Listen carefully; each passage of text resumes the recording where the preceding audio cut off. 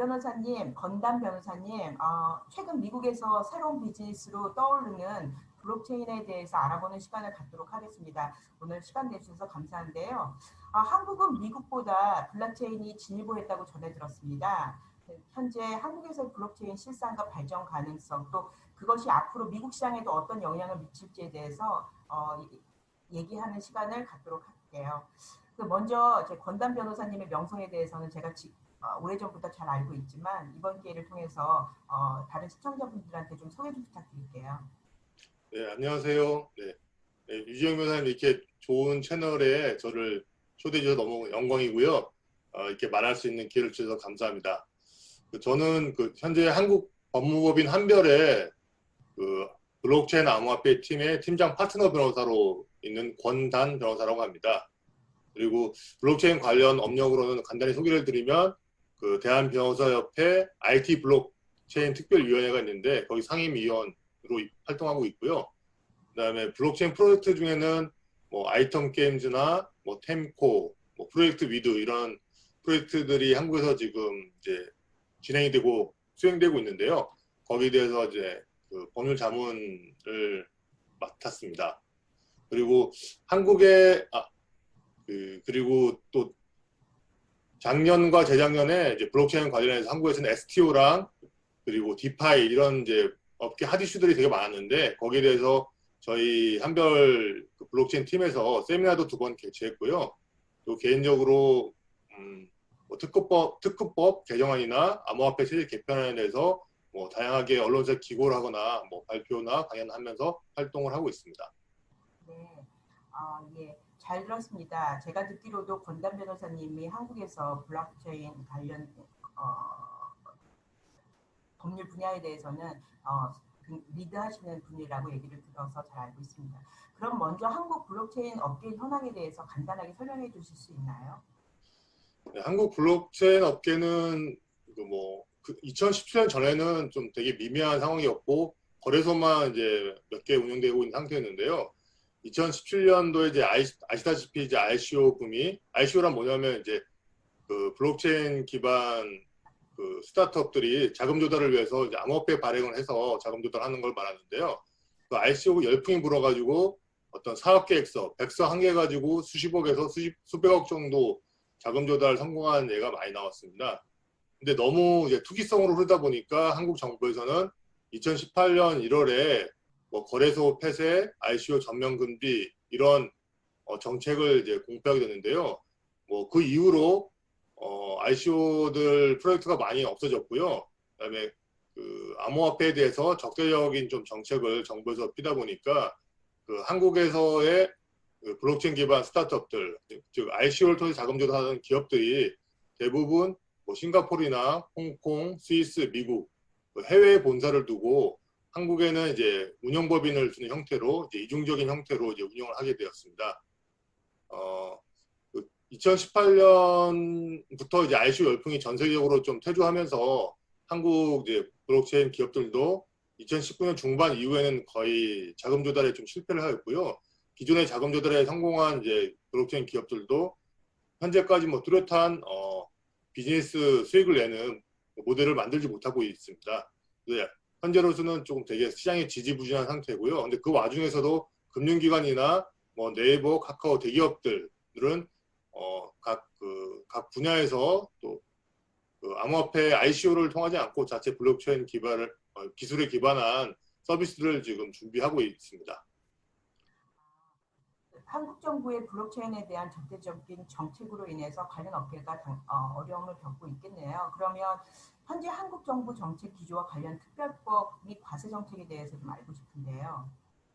네, 한국 정부의 정책 기조는 일단 블록체인하고 암호화폐를 분리해서 블록체인은 육성하지만 암호화폐는 이제 금지한다는 정책 기조를 2018년부터 현재까지 유지해 왔고요. 그것 때문에 암호화폐를 기반으로 한 블록체인 비즈니스는 거의 좀 힘든 상황이었습니다. 다만 최근에 이제 페데프 국제 자금 세탁 방지 조약 가입국이거든요, 한국이요. 근데 페데프 조약 가입국은 올해 올해까지 각국에서 또 관련 법을 개정해가지고 암호화폐에 대해서 뭐 신고나 인허가 등록 이런 걸 통해서 규제를 공조하도록 이렇게 되어 있거든요. 한국에서도 이제 특정금융정보 특근법이라 하는데 특근법 개정을 통해서 내년 3월부터 암호화폐를 드디어 이제 법에 가상자산이라는 명칭으로 이제 또 인정하게 되었고요. 내년 3월부터 시행하게 되었습니다. 그래서 무조건 암호화폐를 이제 불법으로만 보던 그런 기존은 이제 유지하기 힘들게 되었고, 어쨌든 제도권 안으로 이 암호화폐를 이제 수용하지 않을 수 없게 되었고, 암호화폐 거래를 하는 이제 업자를 가상자산 사업자라고 규정하면서 신고를 하도록 해서 일정한 요건을 갖추면 이제 수리를 하게 해서 업을 하도록 할 수 있는 법적 근거가 마련되었습니다. 또 한 가지 측면은 이제 세금에 대해서도 현재까지는 암호화폐 관련된 소득에 대해서 어떤 세금도 없는 상태였는데 최근 지난 7월달에 이제 기재부에서 이제 발표를 해가지고 내년 9월부터는 그 암호화폐 거래, 그러니까 양도로 인한 그 소득에 대해서도 기타 소득으로 이제 부과를 하게 되었습니다. 그래서 세제 측면이나 어떤 규제 측면에서는 이제 암호화폐가 이제 법적 테두리 안에 들어왔는데, 이거는 이제 규제 측면에 관한 이제 법은 생겼지만 이 암호화폐 블록체인 산업에 대한 어떤 기능이나 그다음에 투자자들이나 이용자들의 보호해야 하는 법률은 아직 나오지 않아서 한쪽 측면에만 이제 법이 있어가지고 실질적인 비즈니스가 활성화되기는 약간 좀 어려운 상황이고, 오히려 그 특허법 개정안의 그 신고 수리 요건이 너무 까다로워서 어떻게 보면 산업 좀 발전에 저해가 될 수 있는 그런 우려도 많이 나오고 있는 상태입니다. 늘 역사적으로 그렇다시피 그 모든 그 법이나 제도가 현재 발전 가능성을 따라가기에는 좀 속도가 맞지 않는 것 같습니다. 그래서 네. 말씀 들어보니까 블록체인 비즈니스가 가야 할 길이 좀 먼 것 같은데요. 그럼에도 불구하고 올해 초부터 전 세계적으로 어려움을 겪고 있는 코비드-19과 같은 전염병이나 그런 리모팅에서 일을 하는 언컨택이 비즈니스가 좀 활성화되면서 많은 변화 때문에 블록체인에 대한 관심이 다시 수면 위로 올라오는 것을 저도 느끼고 있는데요. 또 제 고객 중에 한 분도 한국에서 블록체인 소프트웨어 개발을 시작하신 이후에 미국 시장에 진출을 하셨고요. 미국 시장은 아직 시작 단계라 많은 분들이 아직은 가능성이 많은 시장으로 보고 계십니다. 한국 정부가 예외적으로 허용해주고 있는 제도에 대해서 지금 간단하게 말씀해 주셨는데, 이 부분에 대한 설명하고 또 한국 블록체인 산업의 전망에 대해서 얘기를 해주시면 저희가 미국 시장에 대한 전망에 대해서도 좀 알아볼 수 있을 것 같습니다. 네. 한국 정부는 이제 블록체인 기업 자체를 규제하는 건 아니고 이제 암호화폐에 대해서만 이제 분리해서 좀 엄격한 태도를 취하고 있는데요. 근데 이제 뭐 기술적으로 이제 블록체인과 암호화폐는 이제 분리할 수 없다는 그런 견해가 이 업계에서는 좀 더 주류적인 견해 같습니다. 그렇게 하다 보니까 암호화폐가 연관이 된 블록체인 서비스 같은 경우는 기존에 있는 인허가 같은 거를 받기 어려운 상황에서 이제 외외적으로 한국에서는 이제 금융 규제 샌드박스나 또는 이제 부산 같은 지역을 이제 블록체인 규제 자유 특구로 지정해가지고 일정한 요건 하에 어떤 그 인허가 요건을 완화해 준다거나 또 예외를 해준다든가 한시적으로 허용해 준다든지 이런 식으로 어떤 실험적인 스타트업들한테 실험적인 서비스를 할 수 있도록 하고요. 대표적으로는 카사코리아나 디렉셔널 등과 같이 그 부동산이나 주식 관련 분야에서 블록체인 기술의 어떤 투명성, 위변적 불가능성 이런 장점을 살리면서 기존의 어떤 큰 금융기관이나 신탁기관과 이제 협업해서 서비스를 국민들한테 이제 제공할 수 있는 기회는 주고 있습니다. 그리고 또 암호화폐와 이제 무관한 블록체인 기술만 활용하는 분야로서는 그 DID, 이제 탈중앙화 신원 인증이라고 하는데 DID 분야가 좀 되게 활성화되고 있고요.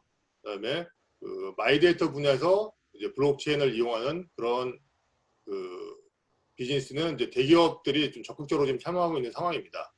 그리고 대기업이 아니더라 하더라도 대기업과의 컨소시엄을 통한 이제 블록체인 특허를 많이 가지고 있는 그런 기업들도 이제 함께 참여하고 있는데 이제 이런 그 마이데이터나 DID는 그 블록체인만 활용하고 또 완전히 탈중앙화된 그런 그 어떤 블록체인의 장점을 이제 활용하지 못하고 또 토큰 이코노미를 활용하지 못하기 때문에 조금 반쪽짜리다 이런 비판도 있긴 한데 어쨌든 이런 식으로라도 좀 블록체인 기술을 그 소비자들한테 좀 제공할 수 있는 기회를 가지고 시작하다 보면 언젠가는 좀 더 잘 될 거라고 봅니다. 그다음에 한국 블록체인 업계 전망에 대해서 간단히 말씀드리면 이제 어쨌든 내년 3월부터 특근법이 시행돼 가지고 그 특근법상 가상자산 사업자로 신고를 하면 서비스를 할 수 있게 사업을 할 수 있게 되었습니다. 근데 이제 한 가지 좀 해외에 비추어 가지고 좀 어려운 점 뭐냐면 그 가상자산 사업자로서 이제 신고를 하려면 그 ISMS 인증이라고 정보보호 인증을 받아야 되거든요. 근데 그 보호 인증, 그 인증받는 그 설비 비용이나 그 유지 관리 비용이 몇 억대에 해당되기 때문에 그 스타트업 자금이 부족한 스타트업 같은 경우는 사실상은 아무리 좋은 아이디어나 뭐 기술을 갖고 있다 하더라도 이런 몇 억대는 자금 때문에 좀 시장 진입 자체가 좀 어려워지지 않을까 이런 이제 업계 우려가 좀 많은 상황이고요. 근데 이제 8월 달에 특근법 시행령이 나와서 그 시행령 상에서 뭐 업종을 조금 예외를 해준다고 하고 있기 때문에 지금 업계에서는 좀 지켜보고 있는 입장입니다. 그리고 어쨌든 이제 그 특근법 시행으로 이제 대기업들은 정부에서 공식적으로 이제 라이센스를 받아서 사업을 할 수 있게 되었기 때문에 현재 뭐 큰 은행들이나 뭐 네이버, 카카오, 뭐 삼성 이런 기업들은 뭐 지갑 서비스나 커스터디 서비스, 또 다양한 뭐 블록체인 그 암호화폐를 디지털 자산 형태로 해가지고 지금 비즈니스를 적극적으로 준비하고 있는 걸로 알려져 있습니다. 그 다만 또 하나 또 참고로 말씀드리면 기존에는 이제 스타트업들이 한국의 암호화폐 정책 때문에 이제 해외에다가 이제 본사를 설립해서 ICO를 하고 국내에다가는 이제 운영을 위탁하는 형태로 운영하는데 특근법이 시행되면 해외 법인이 있다 하더라도 국내 소비자한테 영향을 끼치거나 시장 영향을 끼치면 다 국내 법이 적용되거든요. 그래서 앞으로는 더 이상 그 국내 시장을 상대로 한 비즈니스를 하기 위해서 외국에다 법인을 설립해서 이중으로 하는 형태는 좀 어려워질 것 같습니다. 네. 네, 내년부터는 그런 업체가 있다면 권단 변호사님의 사무실을 찾아서 먼저 법률적인 자문을 구한 이후에 비즈니스를 시작하셔야 되겠네요. 예, 특권법상 요건을 갖춰서 비즈니스를 하도록 하고 만일 그 해외에서만 하신다면 그러니까 국내 시장을 상대로 하지 않고 글로벌하게 하실 경우에는 이제 외국에서 하시는 것은 무방할 것 같습니다. 예. 뭐 글로벌 시대이기 때문에 사실은 그냥 어떤 한 곳에서만 비즈니스를 한다는 건 사실은 의미가 없는 것 같습니다. 요즘 같은 시대에는. 그래서 예. 만약에 내년에 그런 법이 시행이 된다면 사실은 한국에서도 비즈니스에 영향을 미칠 수 있기 때문에 권 변호사님 사무실에 다시 찾아가도록 하겠습니다. 네. 마지막 질문으로요. 미국에 있는 블록체인 관련 스타트업 비즈니스들이 꽤 많이 있습니다. 네. 저도 세미나에 가서 또 그분들을 만나기도 하고 사실은 권 변호사님한테 제가 말씀을 듣기 전까지는 저도 이쪽에서 무지했거든요. 그래서 최근 그 블록체인 관련된 스타트업 비즈니스 미국 내에 있는 기업들에 대해 최근 명령과 한국에서의 변화와 제도의 개선에 바탕하여 미국 시장에서의 가능성에 대해서 변호사님 생각하시는 그 고견을 좀 듣고 싶은데 어떻게 생각하시는지 알고 싶습니다. 네, 저도 미국 쪽그 블록체인 현황은 뭐 언론 기사나 이런 걸 통해서만 접할 수 있었고 뭐 가끔 이제 유지영 변호사님한테 뭐 여쭤보고 하는데요. 그 제가 보기에는 제가 이제 그동안 이제 공부하거나 이제 검토한 바로는 미국의 뭐 증권거래위원회나 미국 정부 입장도 그 소비자 ICO를 통한 자금 조달 자체에 대해서는 좀 엄격한 태도를 유지하고 있는 거는 한국하고 입장은 같은 것 같습니다. 최근에 그 텔레그램에서 발행한 그 암호화폐 톤에 대해서 그 환불 조치 했다거나 뭐 이런 걸 보면 뭐 ICO에 대해서는 투자자 보호를 해서 좀 엄격하게 보고 있는 건 이제 한국 정부랑 동일한 것 같은데요. 다만 한국에서는 기존에 있는 법을 다 준수한다 하더라도 그 ICO를 하게 된다면 그 여러 가지 이제 눈에 보이지 않는 그런 그 규제 그림자 규제라고 하는데 예를 들어서 은행에서 뭐 계좌를 개설해주지 않는다든지 또 여러 가지 뭐 외국환 거래 신고할 때 받아주지 않는다든지 이런 것 때문에 법을 다 준수한다더라도 실질적으로 사업하기 힘든 상황이었는데 미국 같은 경우는 제가 알기로는 전 세계에서 ICO나 뭐 STO 증권형 토큰이라는데 그런 거를 실질적으로 규제를 다 준수하면서 하는 경우에는 미국 SEC에서 감독기관에서 현행 미국 법을 다 그 요건을 다 지켰다면 그거를 그냥 뭐 한국처럼 이렇게 뭐 은행 등을 통한 간접 규제 형태로 못하게 하는 것 같지는 않더라고요. 그래서 그런 점이 조금 미국에서 그러니까 그런 점을 보면 기업 입장에서는 좀 예측 가능하고 그 현행 법령 규정만 잘 지킨다면 새로운 기술 분야로 인한 어떤 사업도 좀 한국보다는 자유롭게 할 수 있는 게 아닌가 이제 이렇게 보고 있고요. 그런 점에서 조금 부러운 측면이 있습니다.